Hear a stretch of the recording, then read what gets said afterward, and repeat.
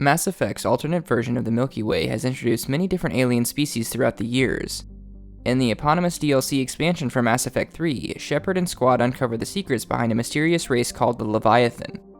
Despite having been out for over a decade and the DLC literally being named after them, beware of spoilers ahead.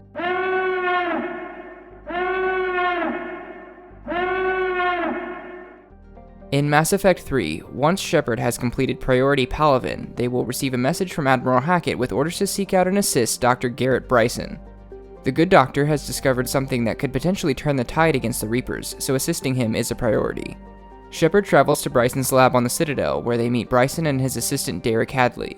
Their already short conversation is cut off prematurely by Hadley shooting Bryson, killing him. Hadley is restrained and interrogated, but not before uttering an ominous warning. Edie arrives at the lab and suggests Hadley may have been indoctrinated, but interestingly, he goes back to his normal self with no memory of his actions. He gives Shepard another cryptic warning before falling unconscious and being taken to a clinic by C-Sec to receive medical attention, leaving Shepard and Edie to investigate the lab. They find logs from Bryson discussing the Leviathan of Dis, which he believes is a Reaper corpse and the entity that killed it. This begins the hunt for the real Leviathan. Shepard's next stop is the location of Dr. Alex Garneau, one of the research team who went missing on an asteroid mining facility. The facility is under attack by Reaper forces when Shepard and crew arrive, meaning they are headed in the right direction. After fighting through the Reapers, they arrive at TGES Mineral Works to find that the employees seem to be completely oblivious that they were under attack. Shepard engages in a brief but ominous conversation with two employees at the reception desk and is told they need to leave. This does not happen, of course, and the squad continues to pursue Garneau. After a false lead and a fight with more Reapers, Garneau's body is finally located near a strange artifact. The individual originally thought to be Garneau detonates the artifact, killing the surrounding husks and freeing the mine's employees from the thrall. Like Hadley, none of the employees have any recollection of their actions while under thrall. They also do not know what a Reaper is and believe the year is still 2176, indicating they have been held there for 10 years. From here, Shepard heads back to the Citadel, where they and Edie begin to search for next steps. Edie shields the strange artifact in Bryson's lab to avoid any potential possession, and the pair locate Dr. Anne Bryson, Garrett's daughter. She is rescued from Reaper forces by Shepard and Squad. Another artifact is present at her location, which the Reapers attempt to commune with, and also briefly enthralls Anne herself before being destroyed. As with all previous thralls, she has no recollection of the time she was under. Back at the Citadel, Shepard and Edie locate the source of the energy being transmitted through the artifacts with help from Anne. The squad travels to an out-of-the-way ocean planet and are knocked out of the sky onto a floating platform by a strange energy pulse on descent. A battle with multiple waves of Reaper forces follows before Shepard eventually breaches the darkness in a Triton mech. Once they reach the bottom of the ocean depths, the Leviathan is finally revealed. A familiar shape rises out of the darkness and begins to communicate telepathically with Shepard. The conversation that follows shines a light on the origin of both the Leviathan and the Reapers, and convinces the ancient beings to unleash their power against their creation. Shepard returns to the surface via the mech's emergency thruster, while the Leviathan fell a Reaper from the sky.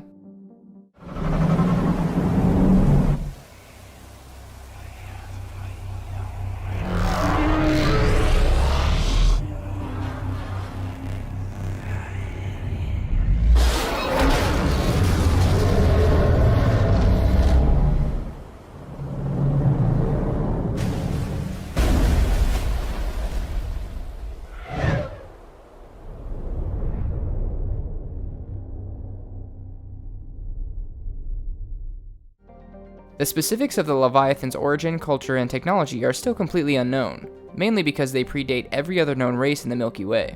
They describe themselves as the first, the apex race, and believe they are a superior life form. Physically, they loosely resemble Earth squids or cuttlefish.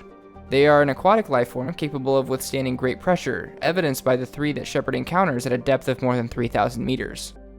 In addition to their immense size, the Leviathan also possess the unique ability to enthrall other species. Essentially, they are able to exert their will telepathically and force their thralls to do whatever they wish. This is shown on a small scale during the course of ME3's Leviathan DLC, but Shepard learns the Leviathan race was able to enthrall entire species at the height of their power. They considered all other species to be lesser since they could be enthralled, and mainly used them as tools to spread Leviathan influence across the Milky Way. While they were naturally able to enthrall anything in close proximity to them, they also developed the artifacts to act similarly to transmitters, which allowed them to exert control over vast distances.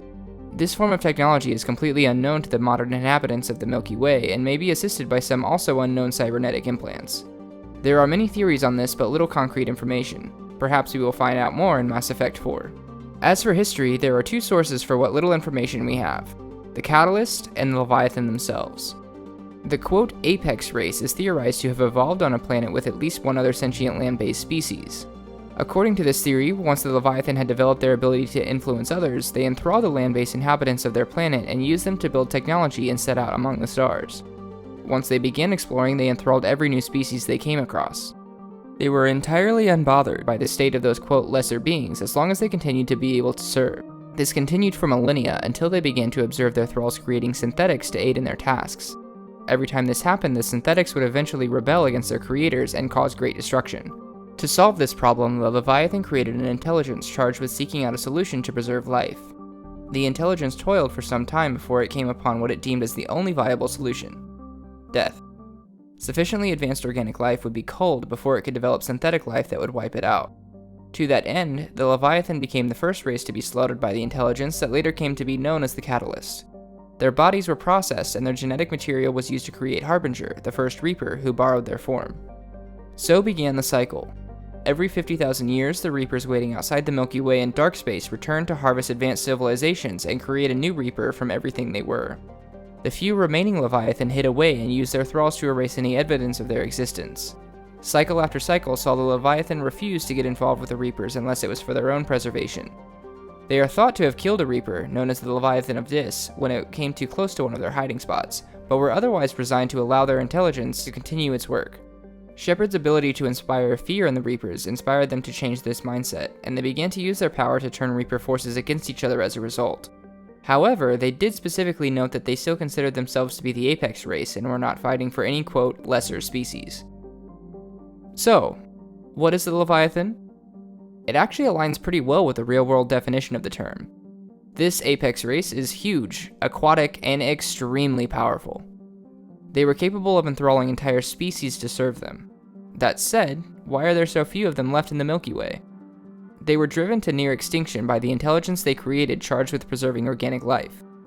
Following this, they kept to themselves for billions of years, focusing on the survival of their race.